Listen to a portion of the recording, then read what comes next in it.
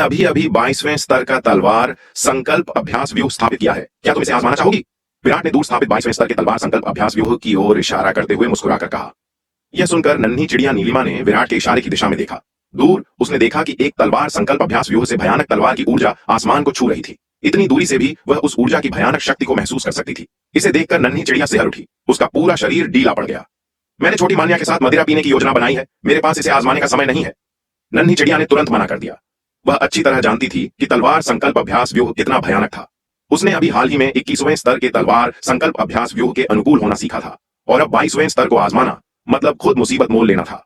वह अभी भी उस भयानक दर्द को नहीं भूल पाई थी जो उसे पहली बार 21वें स्तर के तलवार संकल्प अभ्यास व्यूह का उपयोग करते समय हुआ था। अगर उस मूर्ख बाघ शार्दुल ने उसे मजबूर न किया होता तो वह शायद अभी भी 21वें स्तर के व्यूह का उपयोग करने से डरती। विराट, मुझे प्राचीन दिव्य धारा मदिरा की 2 तुम्बियां दे दो, नन्ही चिड़िया ने विराट की ओर अपने पंख फैलाते हुए कहा। तुम्हें प्राचीन दिव्य धारा मदिरा किस लिए चाहिए? विराट ने उसकी ओर देखते हुए पूछा। मैंने छोटी मान्या के साथ मदिरा पीने की योजना बनाई है, इसलिए स्वाभाविक रूप से मुझे प्राचीन दिव्य धारा मदिरा की 2 तुम्बियों की आवश्यकता है, नन्ही चिड़िया ने कहा। अगर तुम्हें मदिरा चाहिए तो तुम इसे बदलने के लिए खजाना विभाग क्यों नहीं जाती? तुम मुझसे क्यों मांग रही हो? विराट ने चिढ़ते हुए कहा। वह अच्छी तरह जानता था कि इन दोनों ने कितने युद्ध गुण अर्जित किए थे। अपने गुणों के साथ वे आसानी से भारी मात्रा में मदिरा प्राप्त कर सकती थीं। उफ, खजाना विभाग की वे महिलाएं बहुत बातें करती हैं और बिल्कुल भी सीधी नहीं है। मैं उनके नखरे सहने के लिए बहुत आलसी हूं, इसलिए मैंने सोचा कि सीधे तुमसे मांग लूं, यह ज्यादा आसान है, नन्ही चिड़िया ने कहा। यह सुनकर विराट ने उसे ऊपर से नीचे तक देखा। उस पगली चिड़िया की बातें सुनकर उसने अनुमान लगाया कि नन्ही चिड़िया और माया ने इस वर्ष प्राचीन दिव्य धारा मदिरा बदलने का अपना कोटा समाप्त कर लिया होगा, इसलिए वे उससे और मांगने आई थीं। हालांकि विराट यह जानता था, लेकिन वह इसे उजागर करने के लिए बहुत आलसी था। उसने अपना हाथ खोला, प्राचीन दिव्य धारा मदिरा की 2 तुम्बियां निकाली और उन्हें नन्ही चिड़िया की ओर उछालते हुए कहा। इस वर्ष मैं तुम्हें केवल ये 2 तुम्बियां ही दे सकता हूं, इन्हें खत्म करने के बाद मुझसे और मांगने मत आना, तुम्हें कुछ नहीं मिलेगा। वह पगली माया अब भी अपनी बहन गरिमा द्वारा घर में कैद है और वह और नन्ही चिड़िया हमेशा साथ रहती हैं। अगर उन्हें थोड़ी मदिरा नहीं दी गई तो वे शायद बोरियत के मारे कोई ना कोई मुसीबत खड़ी कर देंगी। ठीक है, ठीक है, नन्ही चिड़िया ने खुशी से मदिरा 2 तुम्बियां लेते हुए कहा। इसके साथ ही वह मुड़ी और अनंत परम मीनार से बाहर उड़ गई। नन्ही चिड़िया की जाती हुई आकृति को देखकर विराट बेबसी से अपना सिर हिलाने से खुद को नहीं रोक पाया। यह पगली चिड़िया जब शार्दुल घर पर था तब यह अपनी साधना में थोड़ी अधिक लगनशील थी, लेकिन जब शार्दुल घर पर नहीं था तो उसके दबाव के बिना वह अपने पुराने ढर्रे पर लौट आई और फिर से काम चोरी करने लगी। अगली बार जब शार्दुल घर लौटेगा तो यह पगली चिड़िया शायद इतनी लापरवाह होने की हिम्मत नहीं करेगी। शार्दुल अपने स्वर्ण ड्रैगन अवतार के साथ पूर्वी सागर के प्राचीन ड्रैगन महल के खंडहरों में प्रशिक्षण ले रहा है और खजाने की खोज कर रहा है। लगातार लड़ाई और खतरनाक परिस्थितियों का सामना करने के कारण शार्दुल और विशाल कछुआ दोनों की शक्ति में तेजी से वृद्धि हुई है। इस पगली चिड़िया ने सोचा कि क्योंकि शार्दुल घर पर नहीं है और अनंत परम मीनार के दूसरे स्तर में 10 गुना समय की गति नहीं है तो वह बेफिक्र हो सकती है और थोड़ा आराम कर सकती है। उसे नहीं पता था कि पूर्वी सागर के प्राचीन ड्रैगन महल के खंडहरों में शार्दुल ने जिन खतरों और लड़ाइयों का अनुभव किया है उन्होंने उसकी शक्ति को लगभग उतना ही बढ़ा दिया है जितना कि अनंत परम मीनार के दूसरे स्तर में 10 गुना समय की गति के साथ उसके प्रशिक्षण ने बढ़ाया था। अगर नन्ही चिड़िया हर दिन लगन से साधना करती है तो उसके पास अभी भी शार्दुल की गति को पकड़ने का एक मौका हो सकता है। आखिरकार 10 गुना समय की गति के साथ उसका साधना का समय शार्दुल के समय का 10 गुना है। इसके अलावा वह साधना के लिए तलवार संकल्प अभ्यास व्यूह का उपयोग कर सकती है। लेकिन यह पगली चिड़िया अब बस पूरे दिन उस पगली माया के साथ घूमने में लगी रहती है। यद्यपि वह हर दिन साधना में कुछ समय लगाती है, लेकिन यह लगन से कोसों दूर है। विराट पहले से ही उस दृश्य की कल्पना कर सकता है जब शार्दुल वापस आने के बाद नन्ही चिड़िया को अपनी शक्ति से कुचल देगा। विराट की हवेली के पिछले हिस्से के एक कमरे में दांत भींचकर 1 घंटे तक सहने के बाद हिमशिखा आखिरकार उस असहनीय दर्द को और नहीं सह पाई और बेहोश हो गई। लेकिन इस भयानक दर्द से तड़पने और बेहोश होने के बावजूद उसने कभी हार मानने या रहम की भीख मांगने के लिए एक शब्द नहीं कहा। जब सोनाली ने हिमशिखा को बेहोश होते देखा तो वह तुरंत विराट को सूचित करने दौड़ी। अपनी शक्ति के साथ उसने हिमशिखा को बचाने के लिए 20वें स्तर के तलवार संकल्प अभ्यास व्यूह में जाने की हिम्मत नहीं की। 20वें स्तर का व्यूह एक ऐसी चीज थी जिसे केवल दिव्य विकास लोक का विशेषज्ञ ही मुश्किल से सह सकता था, या शायद विराट, शार्दुल या नन्ही चिड़िया जैसी अद्वितीय प्रतिभाएं जो अपने मजबूत शरीर और असाधारण प्रतिभा के साथ दिव्य विकास लोक से नीचे भी साधना के लिए इसका उपयोग कर सकते थे। आम योद्धा यदि वे दिव्य विकास लोक तक नहीं पहुंचे होते तो व्यूह के भीतर भयानक तलवार के संकल्प द्वारा तुरंत धूल में मिला दिए जाते। सोनाली की सूचना मिलने पर विराट कमरे में आया, हिमशिखा को छत की कड़ी से खोला और उसे व्यूह से बाहर खींच लिया। हिमशिखा वास्तव में बेहोश होने से पहले 20वें स्तर के व्यूह के भीतर पूरे 1 घंटे तक टिकने में सफल रही थी, जो विराट के लिए कुछ हद तक अप्रत्याशित था। यह ध्यान देने योग्य है कि जब नन्ही चिड़िया ने पहली बार 20वें स्तर के व्यूह का उपयोग किया था तो वह 1 घंटे भी नहीं टिक पाई थी और घबराकर बाहर उड़ गई थी। बेशक हिमशिखा उससे और शार्दुल से काफी कमतर थी। यहां तक कि शार्दुल भी जब उसने पहली बार इसका उपयोग किया था तो अपनी सीमा तक पहुंचने से पहले 15 दिन तक टिका था, और जहां तक स्वयं विराट की बात थी वह अपनी सीमा तक पहुंचने से पहले पूरा 1 महीना टिका था। विराट ने हिमशिखा को जगाया और उसकी ओर देखते हुए पूछा, हिमशिखा, क्या तुमने हार मान ली है? तू बेशर्म आवारा, ऐसे तरीकों से मुझे झुकाने की कोशिश कर रहे हो, इसके बारे में सोचना भी मत। हिमशिखा ने अपने दांत पीसते हुए गुस्से से थूक कर कहा। तो फिर तुम यही मजे करती रहो, विराट ने ठंडी सांस लेते हुए कहा। विराट उसके साथ बहस करने के लिए बहुत आलसी था और उसने उसे फिर से लटका दिया ताकि वह 20वें स्तर के व्यूह की प्रताड़ना सहती रहे। 1 घंटे सहने के बाद हिमशिखा फिर से बेहोश हो गई। विराट को उसे फिर से छत की कड़ी से उतारना पड़ा, लेकिन दुर्भाग्य से हिमशिखा अभी भी झुकने को तैयार नहीं थी। गुस्से में आकर विराट ने उसे फिर से लटका दिया। उसने हिमशिखा को कई दिनों तक बार बार प्रताड़ित किया, लेकिन उसने फिर भी हार नहीं मानी, जिससे विराट उसकी मजबूत इच्छा शक्ति का प्रशंसक बन गया। अगर यह कोई पगली चिड़िया होती तो कुछ दिनों तक इस तरह से अनुशासित होने के बाद वह शायद बहुत पहले ही आज्ञाकारी रूप से अपना सिर झुका लेती और जिद्दी होने की हिम्मत नहीं करती। लेकिन हिमशिखा हर झटके के साथ और अधिक दृढ़ होती गई। जितना उसने उसे तड़पाया वह उतनी ही जिद्दी होती गई। 15 दिनों तक इस तरह तड़पाने के बाद विराट खुद को असहाय महसूस करने लगा। इस महिला का स्वभाव खराब और जिद्दी दोनों था। ऐसा लग रहा था कि तलवार संकल्प अभ्यास व्यूह का उपयोग करके उसे तड़पाना और उसे झुकाने की कोशिश करना शायद असंभव था। अगर यह कोई दुश्मन होता तो विराट के पास उन्हें आज्ञाकारी रूप से सिर झुकाने के लिए 100 तरीके थे। लेकिन दुर्भाग्य से यद्यपि हिमशिखा का उसके साथ विवाद था, वह वास्तव में कोई दुश्मन नहीं थी। दुश्मनों से निपटने के उसके तरीके हिमशिखा के लिए उपयुक्त नहीं थे। तो इस क्षण विराट भी हिमशिखा के सामने कुछ हद तक असहाय था। हिमशिखा, अब तुम जा सकती हो। 15 दिन बाद जब विराट ने हिमशिखा को छत की कड़ी से फिर से खोला तो उसने उसे बांधने वाली रस्सियों को ढीला कर दिया और बेबसी से अपना हाथ हिलाया। हिमशिखा को आजादी मिली और वह जमीन से खड़ी हो गई। लेकिन जैसे ही वह खड़ी हुई उसके पैरों ने जवाब दे दिया और वह आगे की ओर गिर पड़ी। विराट के 20वें स्तर के व्यूह द्वारा पूरे 15 दिनों तक प्रताड़ित होने के बाद उसने दांत भींचकर इसे सहा था, लेकिन उसकी इच्छा शक्ति और शरीर पर दबाव बहुत अधिक था।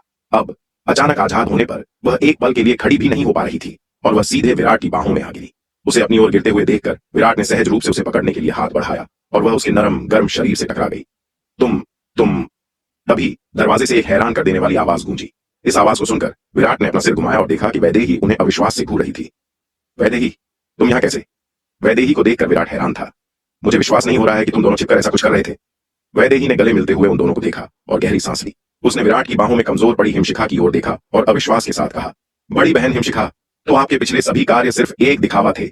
वह चिंतित थी क्योंकि हिमशिखा तलवार संप्रदाय जाने के बाद दांव संघ मुख्यालय नहीं लौटी थी, इसलिए वह उसकी जांच करने के लिए दक्षिणी महाद्वीप आई थी। और यदि वह तलवार संप्रदाय के क्षेत्र में किसी को ढूंढना चाहती थी तो विराट से पूछना सबसे अच्छा विकल्प था। हालांकि जब वह विराट के निवास पर पहुंची तो उसने कभी नहीं सोचा था कि उसे उसके पिछले हिस्से में ऐसा अकल्पनीय दृश्य देखने को मिलेगा। जो दोनों सतह पर कट्टर दुश्मन लग रहे थे वे वास्तव में एकांत में इतने घनिष्ठ और संदिग्ध थे। वैदेही, बकवास मत करो, ऐसा कुछ नहीं है जैसा तुम सोच रही हो, विराट ने तुरंत स्पष्ट किया। बोलते ही उसने जल्दी से हिमशिखा को अपनी बाहों से छोड़ दिया। हिमशिखा ने अपना संतुलन खो दिया और जमीन पर गिर गई। छोटी बहन वैदेही, गलत मत समझो, मैंने ऐसा नहीं किया। हिमशिखा यद्यपि अस्त व्यस्त थी, उसने जल्दी से समझाने की कोशिश की। तुम्हें स्पष्टीकरण देने की आवश्यकता नहीं है। क्या यह वास्तव में आवश्यक है? वैदेही ने चिढ़ते हुए कहा। तुम दोनों साथ हो या नहीं, इससे मुझे कोई मतलब नहीं है। कमजोर दिख रही हिमशिखा की ओर मुड़ते हुए उसने कुछ असंतोष के साथ कहा, बड़ी बहन हिमशिखा, भले ही आप नहीं चाहती थी कि दूसरों को आपके और विराट के रिश्ते के बारे में पता चले, लेकिन आपको मुझे इस तरह धोखा देने की आवश्यकता नहीं थी। मैं इतने समय से आपके द्वारा मूर्ख बनाई जा रही थी। मुझे वास्तव में लगा कि आपके और विराट के बीच कोई न सुलझने वाली दुश्मनी है। इस क्षण वैदेही ने गहराई से ठगा हुआ महसूस किया। उसकी लंबे समय से प्रशंसित और आदर्श बड़ी बहन हिमशिखा ने वास्तव में उसे इस तरह धोखा दिया था। इससे वैदेही को दुख और आक्रोश दोनों महसूस हुए। बेशक उसे हिमशिखा और विराट के एक साथ होने से कोई ईर्ष्या नहीं थी। विराट महिलाओं से घिरा रहता था, एक हिमशिखा के कम या ज्यादा होने से कोई फर्क नहीं पड़ता था, तो वह इस बात से ईर्ष्या क्यों करेगी? छोटी बहन वैदेही, चीजें वास्तव में वैसी नहीं है जैसी तुम सोच रही हो, हिमशिखा ने घबराहट में समझाया। ठीक है बड़ी बहन हिमशिखा, मैंने इसे अपनी आंखों से देखा है। मुझे धोखा देने के लिए ये झूठ क्यों बोल रही हो? मैं कोई 3 साल की बच्ची नहीं हूँ। वैदेही ने कुछ नाराजगी के साथ कहा। मैं वास्तव में गलत समय पर आई हूँ, मैं जा रही हूँ, तुम लोग जारी रख सकते हो। हिमशिखा का शरीर ऐसा लग रहा था मानो टूट कर बिखर जाएगा। वह कमजोर और निस्तेज थी, आधी जमीन पर लेटी हुई थी, यहाँ तक कि खड़ी भी नहीं हो पा रही थी। यह स्पष्ट रूप से प्रेम मिलन के बाद किसी स्त्री की किंवदंतियों जैसी अवस्था थी। यद्यपि वैदेही एक कुंवारी कन्या थी और उसने स्वयं ऐसी चीजों का अनुभव नहीं किया था, लेकिन उसने इनके बारे में अफवाहें सुनी थी। वह कोई अज्ञानी मूर्ख नहीं थी। हिमशिखा का उसे धोखा देने की कोशिश करना उसकी बुद्धिमत्ता का अपमान था। इसके साथ ही वैदेही मुड़ी और बिना पीछे देखे चली गई। कमरे में केवल शर्मिंदा विराट और चिंतित हिमशिखा ही बचे थे।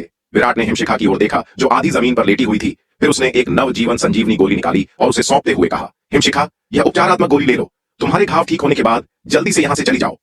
उसने वास्तव में उम्मीद नहीं की थी कि चीजें इस तरह से विकसित होंगी। सौभाग्य से वैदेही लोगों की पीठ पीछे गपशप करने वालों में से नहीं थी। यदि वैदेही उस पगली चिड़िया की तरह मूर्ख होती तो यह मामला शायद एक दिन से भी कम समय में पूरे शहर में चर्चा का विषय बन जाता। तब वह भारी मुसीबत में पड़ जाता। निहारिका, शालिनी, यामिनी और अन्य लोग निश्चित रूप से हिसाब चुकता करने के लिए उसके दरवाजे पर आ धमकती। खास तौर पर निहारिका, वह निश्चित रूप से उसे चीर कर रख देती। आखिरकार निहारिका ने कई बार पहल की थी, जबकि वह अंततः भाग गया था। यदि निहारिका को यह पता चलता कि उसने उसके साथ घनिष्ठ होने से इनकार कर दिया था और इसके बजाय किसी अन्य महिला के साथ मजे करने चला गया, तो निहारिका आग बबूला हो जाती। हालांकि वैदेही द्वारा इस मामले को फैलाने की संभावना कम थी, लेकिन फिर भी हिमशिखा को यहाँ और अधिक समय तक रुकने देना उचित नहीं था। ऐसा न हो कि वह और अधिक परेशानी खड़ी कर दे। हिमशिखा ने विराट की ओर देखा और अंततः नवजीवन संजीवनी गोली स्वीकार कर ली और उसे निगल लिया। गोली निगलने के बाद उसने संघर्ष करते हुए पालथी मारकर बैठने की कोशिश की और औषधीय शक्ति को परिष्कृत करने के लिए अपनी ऊर्जा को प्रवाहित करना शुरू कर दिया। कुछ ही समय बाद हिमशिखा के घाव भर गए थे, लेकिन ठीक होने के बाद हिमशिखा ने तुरंत विराट का निवास नहीं छोड़ा। इसके बजाय उसने स्वेच्छा से 20वें स्तर के तलवार संकल्प अभ्यास व्यूह में प्रवेश किया। हिमशिखा, तुम क्या कर रही हो? मैंने तुम्हें पहले ही जाने दिया है, तुम जा क्यों नहीं रही हो? यह देखकर विराट का दिल बैठ गया और वह घबरा गया। क्या यह महिला सच में उससे चिपकने वाली थी? यह सुनकर हिमशिखा ने बस विराट की ओर एक नजर डाली और उसे अनदेखा करते हुए 20वें स्तर के व्यूह के भीतर अपनी साधना पर ध्यान केंद्रित किया। पिछले 15 दिनों से विराट द्वारा छत की कड़ी से लटकाए जाने और व्यूह द्वारा प्रताड़ित होने के कारण यह प्रक्रिया अविश्वसनीय रूप से दर्दनाक थी, लेकिन हिमशिखा ने पाया कि उसकी साधना अकल्पनीय गति से तेजी से सुधर रही थी। हाल ही में दिव्य विकास लोक में हुई उसकी सफलता भी आश्चर्यजनक गति से स्थिर हो रही थी। यह 15 दिनों की साधना कम से कम कई वर्षों के कठिन प्रशिक्षण के बराबर थी। सामने इतना बड़ा फायदा होने पर और वह भी मुफ्त में, हिमशिखा इसे आसानी से हाथ से कैसे जाने दे सकती थी?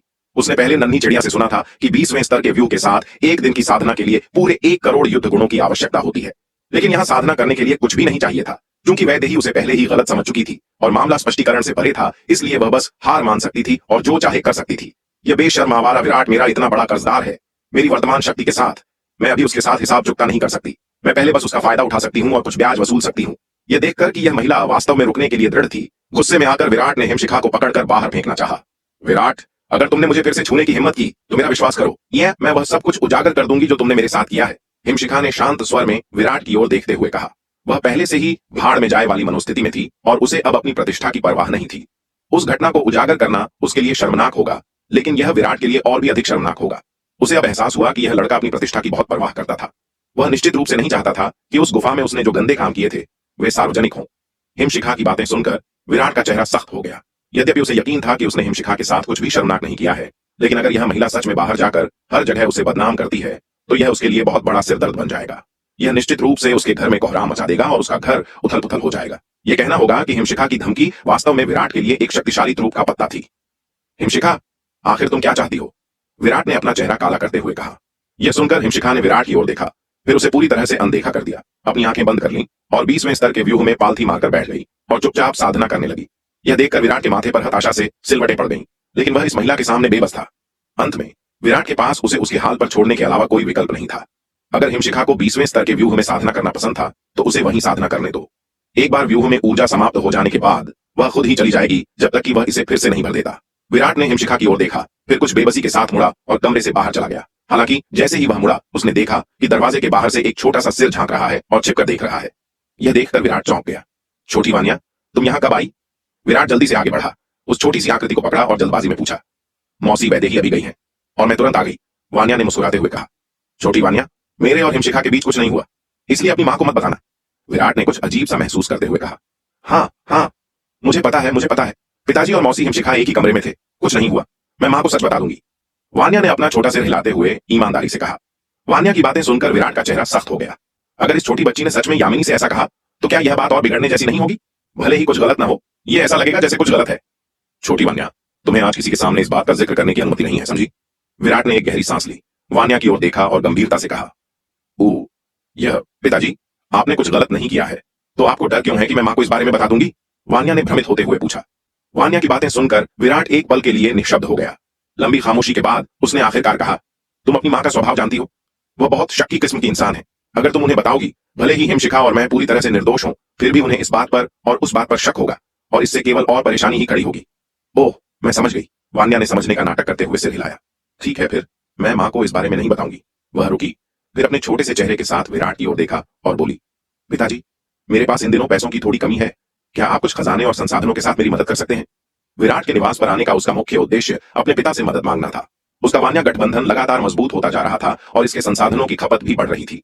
यद्यपि वान्या गठबंधन के सदस्य युद्ध गुण अर्जित करके खजाना विभाग से खजाने और संसाधनों का आदान प्रदान कर सकते थे, यह तलवार संप्रदाय की व्यवस्था थी, न कि उसके वान्या गठबंधन का आंतरिक इनाम और सजा तंत्र। वान्या गठबंधन के सदस्यों का अपना एक आंतरिक इनाम और सजा तंत्र भी है, जिसके लिए स्वयं वान्या को बड़ी मात्रा में कीमती संसाधन खर्च करने पड़ते हैं। शुरुआत में वान्या अक्सर अपनी मां यामिनी से युद्ध गुण उधार लेती थी, लेकिन यामिनी के प्रचुर गुणों के बावजूद यह उसके फिजूल खर्ची को सहन नहीं कर सका। पिछले कुछ वर्षों में यामिनी द्वारा संचित युद्ध गुणों की विशाल मात्रा लगभग पूरी तरह से बर्बाद हो गई थी।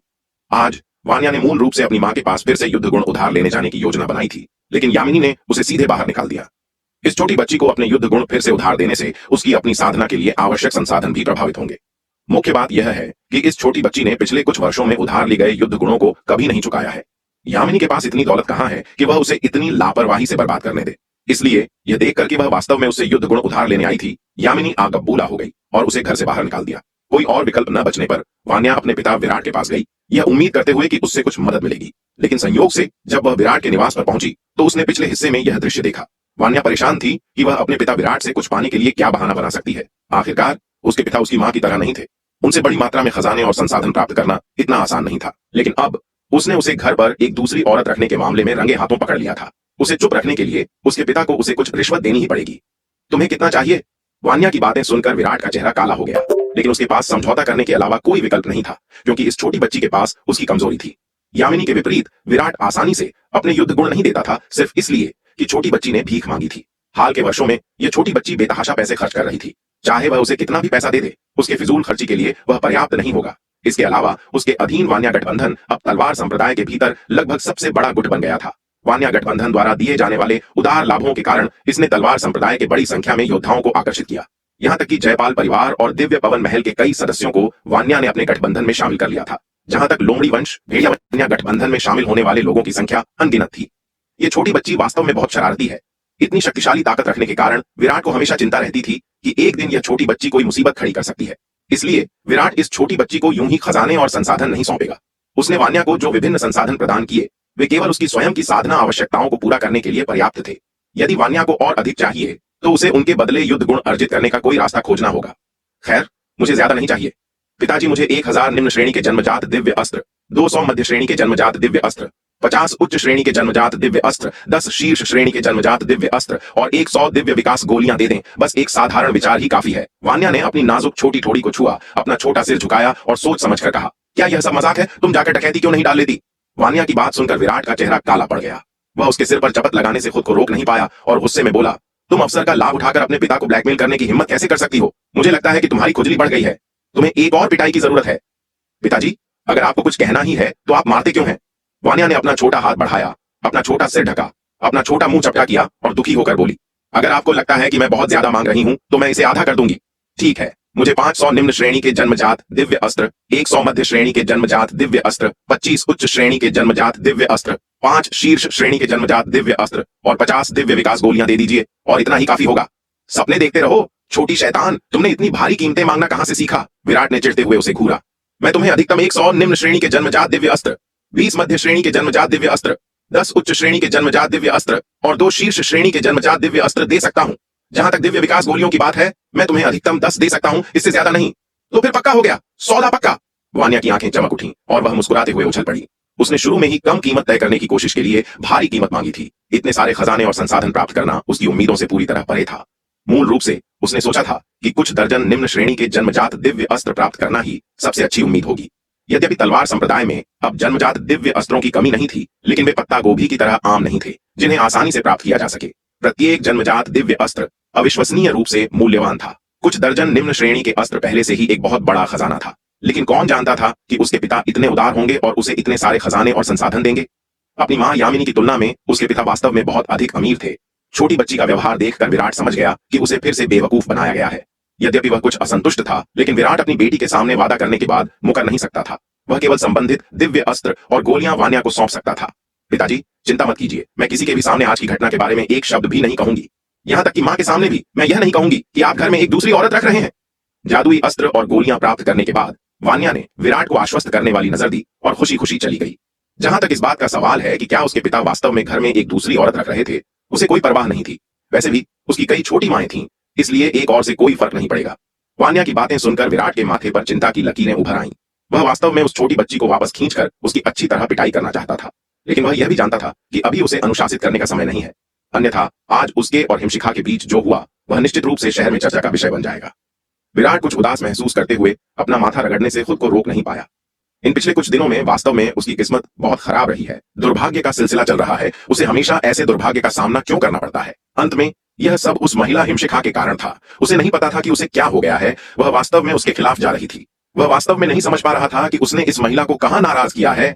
यह महिला कसम खाती रहती थी कि उसने किसी गुफा में उसके साथ कोई शर्मनाक काम किया है, लेकिन विराट ने अपना बहुत दौड़ा। मां का करने वाली थी। आयु ने उसे ढूंढ लिया। छोटी वान्या, मुझे कुछ समय के लिए एकांतवास में जाने की आवश्यकता है।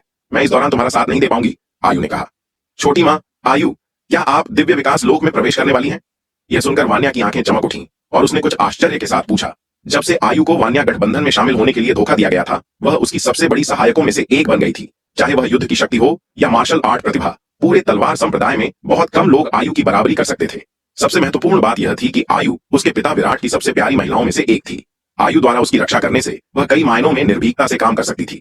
पिछले कुछ वर्षों में उसने जिसके साथ सबसे अधिक समय बिताया था, वह उसकी सगी मां यामिनी नहीं, बल्कि उसकी सौतेली मां आयु थी। आखिरकार यामिनी तलवार संप्रदाय की नेता होने के नाते आमतौर पर बहुत व्यस्त रहती थी और उसके पास बिताने के लिए अधिक समय नहीं होता था। दूसरी ओर आयु वह बन गई जिसने विराट और यामिनी के बच्चे की देखभाल की। सालों साथ रहने के बाद वान्या आयु के बहुत करीब थी। भावनात्मक निकटता के मामले में अपने पिता विराट और अपनी मां यामिनी के अलावा आयु के साथ उसका रिश्ता लगभग सबसे अच्छा था। मुझे लग रहा है कि मुझे अगले कुछ दिनों में सफलता मिल जानी चाहिए, इसलिए मैं कुछ समय के लिए एकांतवास में साधना करने की योजना बना रही हूं, आयु ने सिर हिलाते हुए कहा। छोटी मां आयु, क्या आपने पिताजी को इस बारे में बताया है? वान्या ने पूछा। इतनी छोटी सी बात के लिए भाई विराट को परेशान नहीं करना चाहिए, है ना? आयु ने कुछ देर झिझकते हुए कहा। आप इसे छोटी सी बात कैसे कह सकती हैं? वान्या ने तुरंत कहा। दिव्य विकास लोक में आपका प्रवेश एक बहुत ही महत्वपूर्ण घटना है और आपको पिताजी को इसके बारे में अवश्य बताना चाहिए। छोटी मां आयु, आप यहां रुकिए, मैं जाकर पिताजी को बताती हूँ, वान्या ने कहा और पलक झपकते ही बाहर दौड़ गई। विराट के निवास पर पहुंच गई। पिताजी, पिताजी, वान्या बार बार पुकारते हुए अनंत परम मीनार के दूसरे स्तर में दौड़ गई। छोटी वान्या, अब तुम क्या कर रही हो? विराट ने उसकी पुकार सुनकर उसकी ओर मुड़कर देखा और कुछ चिढ़ते हुए बोला। मैं तुम्हें चेतावनी दे रहा हूं, मुझसे फिर से पैसे मांगने की कोशिश करने के बारे में सोचना भी मत, वरना मैं तुम्हारी पिटाई कर दूंगा। अरे पिताजी, आप क्या सोच रहे हैं? वान्या ने नाखुश होकर मुंह फुलाया। क्या आपको अपनी छोटी वान्या पर बिल्कुल भी भरोसा नहीं है? छोटी शैतान, तुमसे बात करना इतना आसान नहीं है। विराट ने उसकी ओर देखा और ठंडी सांस ली। ये छोटी बच्ची, पिताजी, आप मेरे बारे में इतना बुरा क्यों सोचते हैं? मैं आपको एक खुशखबरी देने आई हूं, वान्या ने लाड़ प्यार से कहा। खुशखबरी? कैसी खुशखबरी? विराट ने कुछ हैरान होते हुए पूछा। हे, मौसी आयु ने कहा है कि वह दिव्य विकास लोक में प्रवेश करने वाली है, वान्या ने खिलखिलाते हुए कहा। आयु दिव्य विकास लोक में प्रवेश करने वाली है? यह सुनकर विराट हैरान रह गया। फिर उसने खुशी से पूछा। हाँ बिल्कुल, जब मैं अभी वापस गई तो छोटी मां आयु ने कहा कि वह दिव्य विकास लोक में प्रवेश की तैयारी के लिए एकांतवास में जा रही है, वान्या ने कहा। छोटी वान्या, तुमने इस बार अच्छा काम किया है। विराट ने हाथ बढ़ाकर उसके बाल सहलाए और बहुत संतुष्टि के साथ कहा। चलो हम मिलकर तुम्हारी छोटी मां आयु को ढूंढते हैं। वह शून्य हृदय तकनीक की साधना करती है, जिसे व्यक्तिगत रूप से अनंत परम मीनार द्वारा सिखाया गया है। यह सामान्य साधना के तरीकों से कहीं परे है। कोई नहीं जानता कि विशुद्ध शून्य हृदय तकनीक के साथ दिव्य विकास लोक में प्रवेश करते समय क्या हो सकता है। यह सामान्य योद्धाओं के दिव्य विकास लोक में प्रवेश करने के अनुभव से तुलनीय नहीं है, इसलिए उसे प्रवेश के दौरान व्यक्तिगत रूप से आयु की रक्षा करनी चाहिए, ताकि किसी भी अप्रत्याशित घटना को रोका जा सके जिसे वह संभालने में असमर्थ हो। जब माया ने दिव्य विकास लोक में प्रवेश किया था, तो विराट ने व्यक्तिगत रूप से उसकी रक्षा भी की थी, ताकि पर्वत भंजक दानव दमन तकनीक के साथ सफलता की स्थिति में होने वाले किसी भी अंतर को रोका जा सके जो उस पर हावी हो सकता था। हाँ भाई विराट, मैं समझ गई। विराट की बातें सुनकर आयु ने अपने दिल में एक प्यारी सी गर्माहट महसूस की। उसने चावल चुगने वाले चूजे की तरह बार बार सिर हिलाया। उसके चेहरे पर एक प्यारी सी मुस्कान फैल गई। जब आयु ने दिव्य विकास लोक में प्रवेश किया, तो विराट ने उसके लिए पर्याप्त तैयारी की और बंधन में वापस लौटी, तो वान्या ने उसकी सफलता का जश्न मनाने के लिए एक भव्य दावत का आयोजन किया। स्वयं वान्या से ज्यादा खुश कोई नहीं था। आयु जैसी शक्तिशाली विशेषज्ञ के प्रभार में होने से उसके वान्या गठबंधन की ताकत एक और स्तर बढ़ गई थी और उसका आत्मविश्वास और भी मजबूत हो गया था। यद्यपि माया भी वान्या गठबंधन की सदस्य थी, लेकिन वह शायद ही कभी वहां रुकती थी, आयु के विपरीत जो अक्सर उसके पास रहती थी। तलवार संप्रदाय के दिव्य पवन महल के पहाड़ी द्वार के अंदर एक पर्वत की चोटी पर अचानक एक धमाके के साथ एल्डर ज्वाला के शरीर से एक शक्तिशाली आभा प्रस्फुटित हुई। एल्डर ज्वाला ने धीरे धीरे अपनी आंखें खोली और राहत की एक लंबी सांस ली। इस क्षण उसने अंततः दिव्य विकास लोक के मध्य चरण में प्रवेश कर लिया था। दिव्य विकास लोक के मध्य चरण में प्रवेश करने के बाद एल्डर ज्वाला ने पर्वत की चोटी छोड़ने और तलवार संप्रदाय की अस्त्र निर्माण कार्यशाला में पहुंचने से पहले अपने साधना स्तर को थोड़ा स्थिर किया। उसने खबर साझा करने के लिए तुरंत आचार्य केशव को ढूंढ लिया। एल्डर ज्वाला, आपने दिव्य विकास लोक के मध्य चरण में प्रवेश कर लिया है, यह अद्भुत है। यह खबर सुनकर आचार्य केशव ने बहुत खुशी के साथ कहा। आज से हम अंततः निम्न श्रेणी के 9वें स्तर के युद्ध व्यूह कवच के लिए नियंत्रण केंद्र को परिष्कृत करना शुरू कर सकते हैं। शीर्ष श्रेणी के 8वें स्तर के युद्ध व्यूह कवच को सफलतापूर्वक परिष्कृत करने के बाद, जो 1 लाख लोगों का समर्थन करने में सक्षम था, आचार्य केशव ने पहले से ही और भी अधिक उन्नत निम्न श्रेणी के 9वें स्तर के युद्ध व्यूह कवच पर शोध करना शुरू कर दिया था। हालांकि निम्न श्रेणी के 9वें स्तर के युद्ध व्यूह कवच के लिए नियंत्रण केंद्र में श्रेणी के मामले में बहुत अधिक आवश्यकताएं हैं। निम्न श्रेणी के जन्मजात दिव्य अस्त्र स्तर का एक नियंत्रण केंद्र अब इस स्तर के युद्ध व्यूह कवच की जरूरतों के लिए पर्याप्त नहीं है। आचार्य केशव के अनुमान के अनुसार एक निम्न श्रेणी के 9वें स्तर के युद्ध व्यूह कवच का नियंत्रण केंद्र कम से कम मध्य श्रेणी के जन्मजात स्तर का होना चाहिए, ताकि उस आश्चर्यजनक शक्ति अभिसरण का सामना किया जा सके।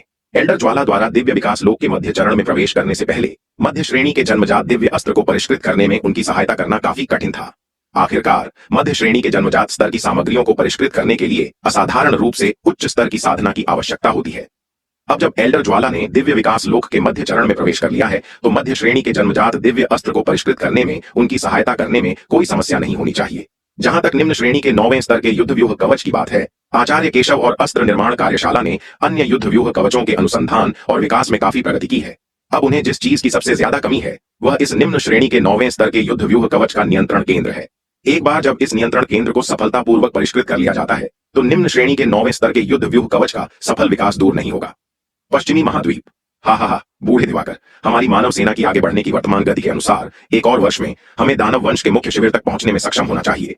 एल्डर दुष्यंत ने पश्चिमी महाद्वीप की पश्चिमी दिशा की ओर देखा और अपने बगल में खड़े उपाध्यक्ष दिवाकर से बड़े गर्व के साथ कहा, हाँ, किसी भी अप्रत्याशित परिस्थिति को छोड़कर हमारी वर्तमान गति से हमें एक वर्ष में दानव वंश के गढ़ तक पहुंचने में सक्षम होना चाहिए। उपाध्यक्ष दिवाकर ने सिर हिलाते हुए कहा, अनगिनत वर्षों से हमारे मानव पूर्वजों की लंबे समय से पोषित इच्छा आखिरकार पूरी होने वाली है।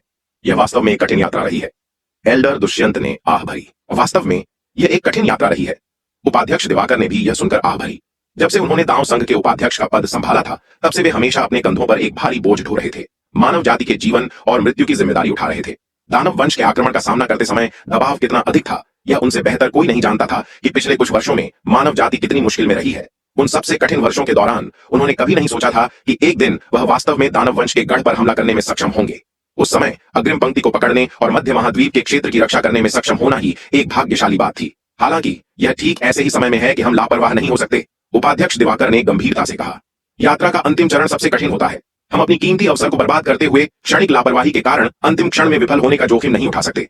वास्तव में आज की स्थिति बड़ी मुश्किल से जीती गई है और हम अपनी कमियों के कारण इसे पूरी तरह से विफल नहीं होने दे सकते। यह सुनकर एल्डर दुष्यंत ने गंभीरता से सिर हिलाया। वे सभी अच्छी तरह जानते थे कि वे दानव वंश के मुख्यालय के जितना करीब पहुंचेंगे, यह उतना ही खतरनाक होता जाएगा। कोई नहीं जानता था कि दानव वंश ने अपने मुख्यालय में कौन से अन्य तरीके छिपा रखे हैं। दांव संघ की तरह दांव संघ मुख्यालय में छिपे हुए तरीके वे जो आसानी से पेश कर सकते थे, उससे कहीं अधिक शक्तिशाली थे। किसी शक्तिशाली ताकत के मुख्यालय पर हमला करना कभी भी आसान काम नहीं था। इसके अलावा वे नहीं जानते थे कि उस महान युद्ध के बाद शक्ति सिंधु महाद्वीप पर दानव वंश की कितनी सेना बची थी। क्या यह केवल सतह पर मौजूद श्रृंगी दानव सेना थी या भीतर कोई अन्य अज्ञात ताकतें छिपी हुई थीं? इसलिए ऐसे महत्वपूर्ण क्षण में कोई जरा सी भी लापरवाही नहीं बरत सकता। वैसे बूढ़े दिवाकर, आपके घाव अब तक लगभग ठीक हो जाने चाहिए, है ना? एल्डर दुष्यंत ने अचानक पूछा। मानव सेना के मुख्य कमांडर के रूप में उपाध्यक्ष दिवाकर ने कई वर्षों तक सीमा की रक्षा की थी और दानव कमांडर इन चीफ असुर भैरव के खिलाफ अनगिनत लड़ाई लड़ी थी। पिछले कुछ वर्षों में उन्होंने काफी छिपी हुई चोटें जमा कर ली थीं। मूल रूप से उपाध्यक्ष दिवाकर की जमा हुई छिपी हुई चोटों की गंभीरता को देखते हुए दांव संघ उन्हें ठीक करने में सक्षम नहीं होता और उपाध्यक्ष दिवाकर ने कभी भी पूरी तरह से ठीक होने की कोई उम्मीद नहीं रखी थी। हालांकि तलवार संप्रदाय के साथ सहयोग करने के बाद से तलवार संप्रदाय द्वारा प्रदान किए गए अविश्वसनीय रूप से चमत्कारी संसाधनों ने उपाध्यक्ष दिवाकर की चोटों को ठीक करना संभव बना दिया था। पिछले कुछ वर्षों में उपाध्यक्ष दिवाकर ने तलवार संप्रदाय से कई चमत्कारी संसाधन भी प्राप्त किए थे।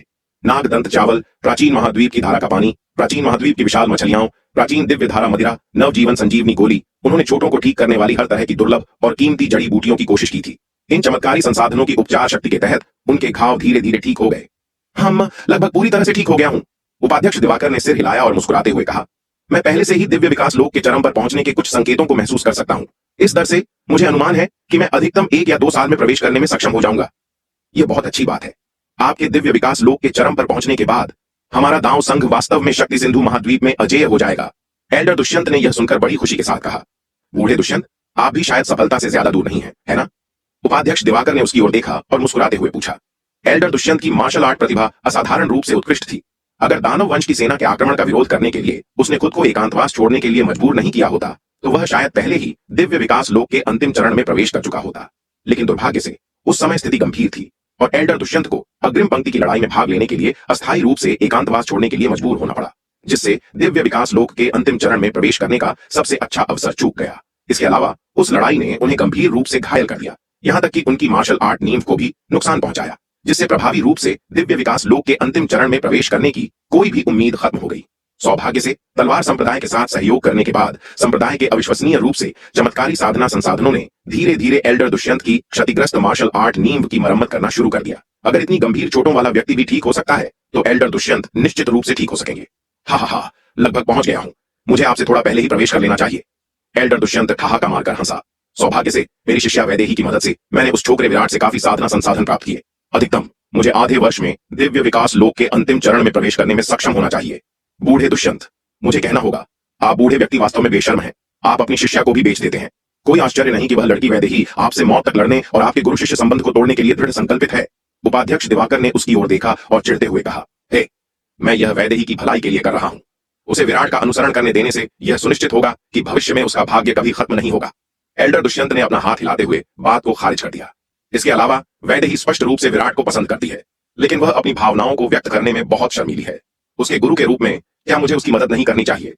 हे, अपनी शिष्या को बेचने की बात को इतना सुंदर और परिष्कृत बनाने के लिए केवल आप बूढ़े दुष्यंत ही ऐसा कर सकते हैं।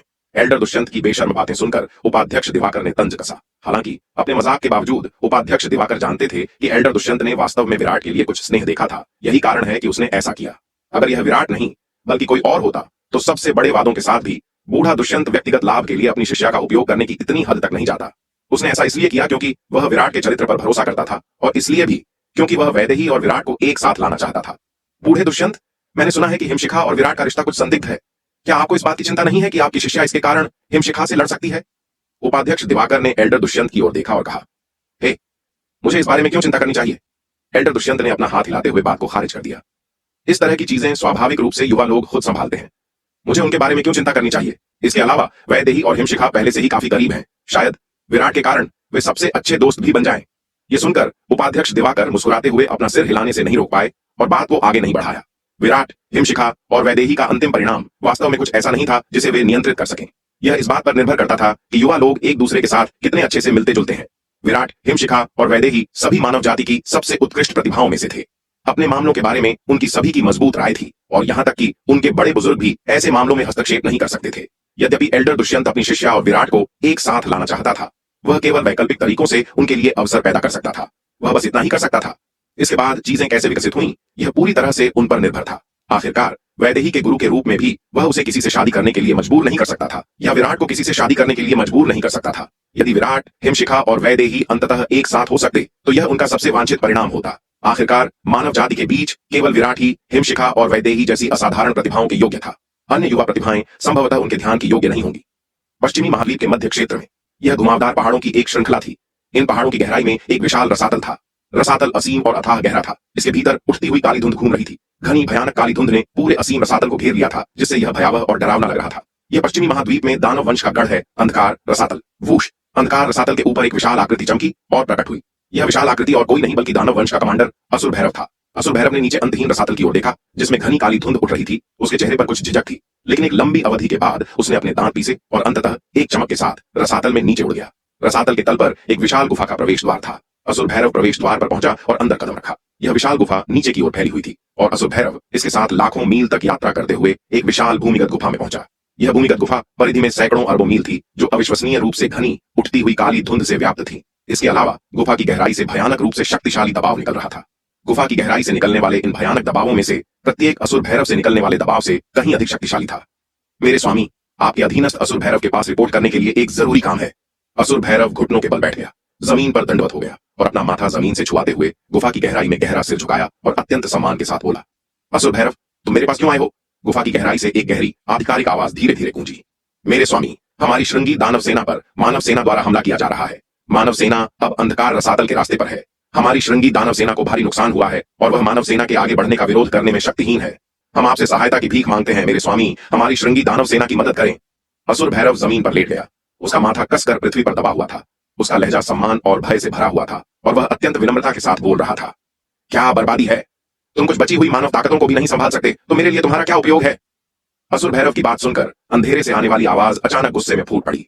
अंधेरे में उस आवाज ने गुस्से में आकर पूरी भूमिगत गुफा को अविश्वसनीय रूप से भयानक दबाव में लपेट लिया, जिससे वातावरण बेहद दमनकारी हो गया। आपका अधीनस्थ बेकार है, आपके स्वामी की उम्मीदों पर खरा उतरने में विफल रहा है, मृत्यु के योग्य है। आवाज की फटकार सुनकर असुर भैरव ने बहस का एक भी शब्द कहने की हिम्मत नहीं की। वह जमीन पर दंडवत पड़ा रहा और कांपते हुए बोला, बस करो असुर हिडिंब, अब असुर भैरव की जिम्मेदारी तय करना अर्थहीन है। इस क्षण भूमिगत गुफा में एक और भी भयानक दबाव वाली आवाज गूंजी। प्रमुख नाशक, क्या आप भी जाग गए हैं? यह सुनकर असुर हिडिंब पुकारी जाने वाली आवाज ने तुरंत सम्मानपूर्वक कहा। स्पष्ट रूप से इस नई बोलने वाली आवाज का रुतबा पहले वाली असुर हिडिंब नामक आवाज से ऊंचा था। हाँ, लगभग 1 करोड़ वर्षों तक सोने के बाद अब जागने का समय आ गया है, प्रमुख नाशक नामक आवाज ने कहा। वास्तव में अब हमारे जागने का समय आ गया है। सेनापति क्रूर और अन्य लोगों को इतने लंबे समय से दबाया और सील किया गया है और वे अभी भी हमारे बचाव का इंतजार कर रहे हैं। इस क्षण भूमिगत गुफा में एक और आवाज गूंजी। एक के बाद एक भयानक प्राणी के जागने से भूमिगत गुफा में दबाव और भी अधिक भयानक होता गया। सर्वव्यापी और भयानक दबाव को महसूस करते हुए असुर भैरव जमीन पर लेट गया और हिंसक रूप से कांपने लगा। उसने उम्मीद नहीं की थी कि इस भूमिगत गुफा में उसके आने से इतने सारे भयानक प्राणी जाग जाएंगे। इन प्राणियों में से किसी के पास भी उसे आसानी से नष्ट करने की शक्ति थी। असुर भैरव, मुझे शक्ति सिंधु महाद्वीप की वर्तमान स्थिति के बारे में विस्तार से बताओ, जिसमें मानव जाति की वर्तमान शक्ति और आपके श्रृंगी दानव वंश के बीच युद्ध की स्थिति शामिल है। प्रमुख नाशक नाम की आवाज ने असुर भैरव से कहा। हाँ स्वामी, असुर भैरव ने तुरंत उत्तर दिया। इस भूमिगत गुफा में दुबके हुए सभी भयानक प्राणियों में से वह केवल उस नेता को पहचानता था जिसका नाम असुर हिडिंब था, जिसने सबसे पहले बात की थी। वह अन्य भयानक प्राणियों के बारे में कुछ नहीं जानता था। आखिरकार वह श्रृंगी दानव सेना का वंशज था। हाल ही में दिव्य विकास लोक के अंतिम चरण में पहुंचा था और उसका कमांडर बन गया था, न कि उन मूल श्रृंगी दानव जनरलों में से एक जो शक्ति सिंधु महाद्वीप पर अंधकार दानव सेना के साथ लड़े थे। लाखों वर्ष बीत चुके थे और अधिकांश मूल श्रृंगी दानव बुढ़ापे में मर चुके थे। शक्ति सिंधु महाद्वीप पर अभी भी शेष श्रृंगी दानव सेना उन मूल सेना के सभी वंशज थे। असुर भैरव केवल 20-30 लाख वर्षों से श्रृंगी दानव वंश का नेता रहा है। वह उस महान युद्ध की परिस्थितियों के बारे में या शक्ति सिंधु महाद्वीप में दानव वंश की कितनी शक्ति बची है, इस बारे में भी कुछ नहीं जानता है। इसलिए उसने इन सभी अपरिचित और भयानक दानव प्राणियों को स्वामी के रूप में संबोधित किया। इसके बाद असुर भैरव ने वह सब कुछ सुनाया जो वह शक्ति सिंधु महाद्वीप के बारे में जानता था, जिसमें श्रृंगी दानव वंश की शेष शक्ति, उनकी वर्तमान दुर्दशा और मानव सेना की शक्ति शामिल थी। उसने हर चीज का विस्तार से वर्णन किया। तुमने कहा कि मानव सेना में सबसे मजबूत दिव्य विकास लोक के अंतिम चरण का वह योद्धा है जिसका नाम उपाध्यक्ष दिवाकर है। असुर भैरव का विवरण सुनने के बाद प्रमुख नाशक ने पूछा, वास्तव में अभी मानव जाति की सबसे मजबूत युद्ध शक्ति उपाध्यक्ष दिवाकर है? असुर भैरव ने कहा, दरअसल मानव सेना पहले से ही हमारी श्रृंगी दानव सेना द्वारा लगभग पराजित हो चुकी थी और ऐसा लग रहा था कि वे ढाने वाले हैं। लेकिन दुर्भाग्य से हाल के दशकों में मानव जाति के बीच अचानक एक तलवार संप्रदाय उभरा, जिसने दांव संघ को बड़ी मात्रा में बहुत ही जादुई संसाधन प्रदान किए, जिससे दांव संघ की ताकत में काफी वृद्धि हुई और बड़ी संख्या में दिव्य विकास लोक के विशेषज्ञ पैदा हुए। इसने हमारी श्रृंगी दानव सेना को चौंका दिया, अन्यथा मानव जाति बहुत पहले ही हमारी श्रृंगी दानव सेना द्वारा मिटा दी गई होती। हे, ऐसा लगता है कि पिछले करोड़ों वर्षों में हमारी कल्पना से कहीं अधिक गंभीर रूप से मानव जाति की ताकत में गिरावट आई है। अंत में मध्य महाद्वीप की भूमि पर दिखावे को कायम रखने के लिए दिव्य विकास लोक के अंतिम चरण में केवल एक चींटी ही बची है। असुर भैरव की बातें सुनकर एक गहरी आवाज ने हंसते हुए कहा, असुर कंचन, मानव जाति को कम मत समझो। यह सुनकर प्रमुख नाशक ने गहरी आवाज में कहा, अधिकांश मानव विशेषज्ञ संभवतः सील की रक्षा कर रहे हैं। जो मध्य महाद्वीप में बचे हैं वे संभवतः मानव जाति की सच्ची ताकत के हिमखंड का केवल एक सिरा है। हमारे प्रतिद्वंद्वी मध्य महाद्वीप के ये झींगा सैनिक और केकड़ा सेनापति नहीं है, बल्कि सील की रक्षा करने वाले सच्चे मानव पावर हाउस हैं। प्रमुख नाशक सही कह रहे हैं। प्रमुख नाशक की बातें सुनकर असुर कंचन नामक दानव को ठंडक महसूस हुई और उसने जल्दी से उत्तर दिया, अब जब हर कोई जाग गया है तो हमारी योजना को एजेंडे में रखा जाना चाहिए। प्रमुख नाशक ने एक क्षण के लिए विचार किया और कहा, सेनापति क्रूर और अन्य को इतने लंबे समय तक दबाया गया है, उनकी स्थिति शायद बहुत खराब है। हम और देरी नहीं कर सकते। हमें सेनापति क्रूर और अन्य को जल्द से जल्द बचाना चाहिए। प्रमुख नाशक, कृपया आदेश दें, हम बिना किसी हिचकिचाहट के आग और पानी से गुजरेंगे। प्रमुख नाशक की बात सुनकर भूमिगत गुफा में मौजूद सभी भयानक दानव प्राणियों ने एक स्वर में कहा, असुर ग्रसिका, असुर रुद्र, असुर संहार, असुर हलाहल, असुर मारक, आप 5 चरम स्तर के दिव्य विकास लोक के योद्धा असुर लोक पर आक्रमण करने वाली मानव सेना से निपटने में असुर भैरव की मदद करने के लिए पीछे रहेंगे। बाकी आप सभी सेनापति क्रूर और अन्य को बचाने के लिए मेरे साथ आओ। कुछ क्षण सोचने के बाद प्रमुख नाशक ने कहा, प्रमुख नाशक, क्या इन मानव गुर्गों से निपटने के लिए वास्तव में चरम स्तर के दिव्य विकास लोक के 5 योद्धाओं का होना आवश्यक है? असुर कंचन ने पूछने से पहले कुछ देर झिझकते हुए कहा, मानव सेना में सबसे मजबूत केवल दिव्य विकास लोक के अंतिम चरण की वह चींटी थी जिसका नाम उपाध्यक्ष दिवाकर था। उनसे निपटने के लिए चरम स्तर के दिव्य विकास लोक के 1 या 2 योद्धाओं को तैनात करना पर्याप्त से अधिक होगा। आखिरकार वे कुख्यात अंधकार दानव वंश के थे जो असंख्य लोगों में प्रसिद्ध थे, अपने साथियों के बीच लगभग अजेय थे। अपने से कम साधना स्तर वाले योद्धाओं के खिलाफ यह पूरी तरह से प्रभुत्व का मामला था। यद्यपि अंधकार दानव वंश के ये सभी शक्तिशाली सदस्य उस महान युद्ध में गंभीर रूप से घायल हो गए थे। लगभग 1 करोड़ वर्षों की नींद के बाद उनकी ताकत 70-80% तक ठीक हो गई थी। हालांकि वे अभी तक अपनी चरम शक्ति पर वापस नहीं आए थे, लेकिन मानव चींटियों से निपटना जिनकी साधना उनसे कम थी, कोई समस्या नहीं थी। असुर कंचन, हमें लापरवाह नहीं होना चाहिए। प्रमुख नाशक ने सिर हिलाया और कहा, अंधकार रसातल सर्वोपरि महत्व का है और इसे खोया नहीं जा सकता। हमें इसकी पूर्ण सुरक्षा सुनिश्चित करनी चाहिए। अगर यहाँ कुछ भी गलत होता है तो हम में से कोई भी इसकी जिम्मेदारी नहीं उठा सकता। प्रमुख नाशक की बातें सुनकर असुर कंचन का दिल बैठ गया और उसने जल्दी से उत्तर दिया, हाँ प्रमुख, हम। असुर कंचन की प्रतिक्रिया देखकर प्रमुख नाशक ने संतुष्टि से सिर हिलाया। उसने अपने चारों ओर लंबी आकृतियों पर नजर डाली, जिनमें से प्रत्येक अविश्वसनीय रूप से भयानक आभा बिखेर रही थी, और कहा, असुर ग्रसिका, असुर रुद्र, असुर संहार, असुर हलाहल और असुर मारक को छोड़कर बाकी सभी मेरे पीछे आओ। हाँ प्रमुख। अंधेरे में लंबी आकृतियों ने एक साथ अपना सिर झुकाया और जवाब दिया। प्रमुख नाशक के नेतृत्व में भयानक आभा बिखेरने वाली आकृतियां उनके पीछे भूमिगत गुफा से बाहर निकल गईं। पीछे केवल चरम स्तर के दिव्य विकास लोक के 5 अंधकार दानव योद्धाओं को छोड़ गईं। इस पूरे समय असुर भैरव जमीन पर दंडवत पड़ा रहा। उसने अपना सिर उठाने की हिम्मत नहीं की। प्रमुख नाशक, असुर हिडिंब, असुर कंचन और अन्य भयानक दानवों के भूमिगत गुफा से चले जाने के बाद शेष 5 चरम स्तर के अंधकार दानव योद्धाओं में से एक असुर ग्रसिका ने कहा, असुर भैरव, हमें मानव सेना के पास ले चलो। हाँ श्रीमान, असुर भैरव ने तुरंत उत्तर दिया। हम पहले उठो। असुर ग्रसिका ने अभी भी जमीन पर दंडवत पड़े असुर भैरव की ओर देखते हुए शांति से कहा। असुर ग्रसिका की अनुमति मिलने के बाद ही असुर भैरव सावधानी से जमीन से उठा। एक निम्न श्रेणी के श्रृंगी दानव के रूप में उसे उच्च श्रेणी के अंधकार दानवों के प्रति पूर्ण आज्ञाकारिता दिखाने की आवश्यकता थी और किसी भी तरह के अनादर की अनुमति नहीं थी, अन्यथा एक भयानक भाग्य उसका इंतजार कर रहा था। दानव वंश के भीतर पदानुक्रम अत्यंत सख्त था। निम्न श्रेणी के दानवों को उच्च श्रेणी के दानवों के प्रति पूर्ण सम्मान और आज्ञाकारिता दिखानी होती थी, भले ही उच्च श्रेणी के दानव कम साधना और शक्ति के हों। यदि सामान्य उच्च स्तरीय दानवों का सामना करते समय ऐसा था, तो और भी अधिक तब जब असुर भैरव अब अंधकार दानवों का सामना कर रहा था, जिनकी शक्ति और साधना उसके अपने स्तर से एक स्तर ऊपर थी। अंधकार दानव दानवों के बीच पूर्ण कुलीन थे, जो स्वयं जैसे निम्न स्तरीय दानवों, श्रृंगी दानवों से कहीं श्रेष्ठ थे। दानवों के बीच सख्त पदानुक्रम राक्षस वंश से भी अधिक था। असुर भैरव ने मार्ग का नेतृत्व किया। 5 चरम